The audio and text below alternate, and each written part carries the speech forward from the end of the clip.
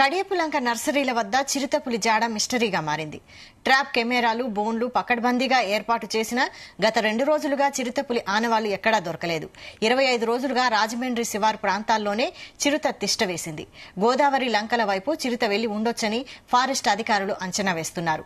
చిరుతను బంధించేందుకు నిర్వహిస్తున్న ఆపరేషన్పై జిల్లా ఫారెస్ట్ అధికారి ప్రసాదరావుతో మా ప్రతినిధి ప్రసాద్ ఫేస్ టు ఫేస్.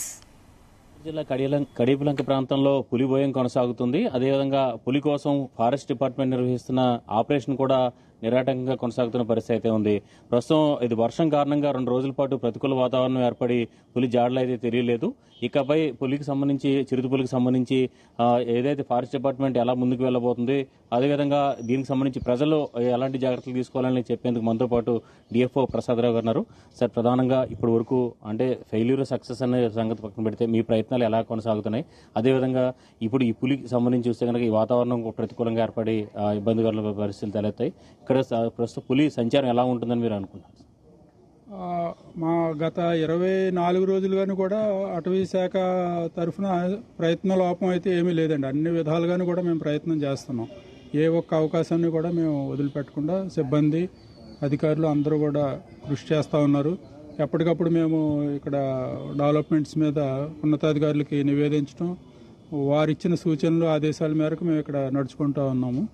అలాగే జిల్లా యంత్రాంగం, తూర్పుగోదావరి జిల్లా కలెక్టర్ గారు, అదేవిధంగా కోనసీమ జిల్లా కలెక్టర్ గారు, వీళ్ళందరూ కూడా రెవెన్యూ డిపార్ట్మెంట్కి అలాగే పోలీస్ సిబ్బందికి కూడా వాళ్ళ సహాయ సహకారాలు అందించడానికి తగిన ఆదేశాలను జారీ చేశారు.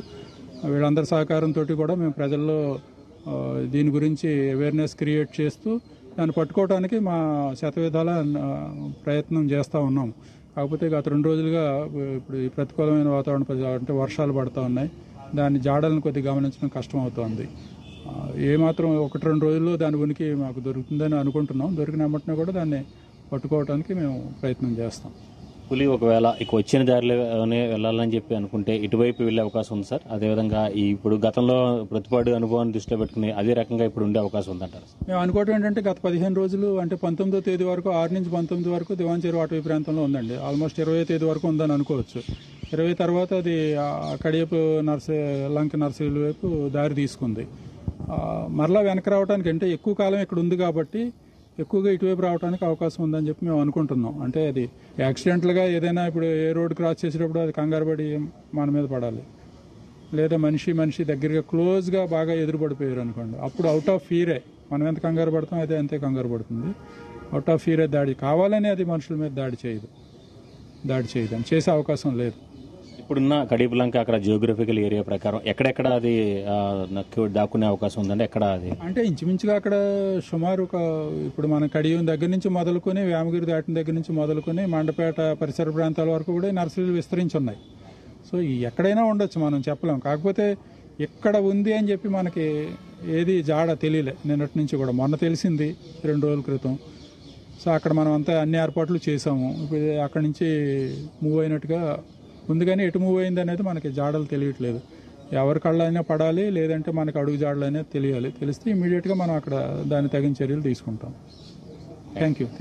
ఇది పరిస్థితి. పులికి జాడకు సంబంధించి ఒక 2 రోజుల్లో ఏదైతే చిరుతపులికి సంబంధించిన చిరుతపులిని బంధించే అవకాశం ఉందని చెప్పి కూడా డిఎఫ్ఓ ప్రసాదరావు గారు చెప్తున్నారు. అదేవిధంగా చూస్తే కనుక ఇది ప్రస్తుతం ఇప్పుడున్న చిరుతపులి గమనం ప్రకారం చూస్తే ఎవరిపైన దాడి చేసే అవకాశం లేదని చెప్పి కూడా అంచనా వేస్తున్న పరిస్థితి అయితే ఉంది. అదేవిధంగా చూస్తే కనుక ప్రతిపాడులో ఎలా అయితే బెంగాల్ టైగర్ వచ్చిన దారిలో వెళ్ళిపోయిందో అదే రకంగా ప్రస్తుతం ఈ దివాన్ చెరువు కడియపులంక వద్ద ప్రస్తుతం సంచరిస్తున్న అక్కడ తిష్టవేసిన పులి అయితే వచ్చిన దారిలో వెళ్ళిపోయే అవకాశాలు కూడా ఉన్నాయని చెప్పి కూడా ఫారెస్ట్ అధికారులు అంచనా వేసిన పరిస్థితి ఉంది. ఇది చిరుతపులికి సంబంధించిన అప్డేట్.